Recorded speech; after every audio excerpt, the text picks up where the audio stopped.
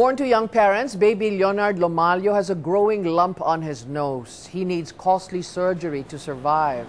The family of 8-month-old Leonard Lomalio is from Bactas, Camarines Norte in Bicol. Both his parents Leo and Rob Carla are still studying in college. Baby Leonard is often left under the care of his grandmother. Pinagpaan mo yung ultrasound, yung 3D. Tapos, nasa tiyan pa ng mother niya, talagang may bukol na siya dito. Leonard was also born premature, and it is his Lola Elizabeth who has never left his side. Sabi ng doktor, kailangan daw po itong mag-undergo ng operation. Kailangan daw po yung first saka second operation.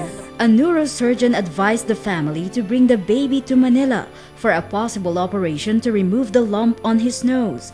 But they admit they are left with no other choice but to patiently wait for generous people. Sa kasalukuyan nga po, sa inyo talaga po kami naglapit dito sa Bantay Bata. Nananawagan po ako sa lahat na may matulungin puso, maawain. Tulungan niyo naman po ang apo ko na maoperahan. At tanawin namin po itong malaking utang loob sa inyo. Maraming salamat po.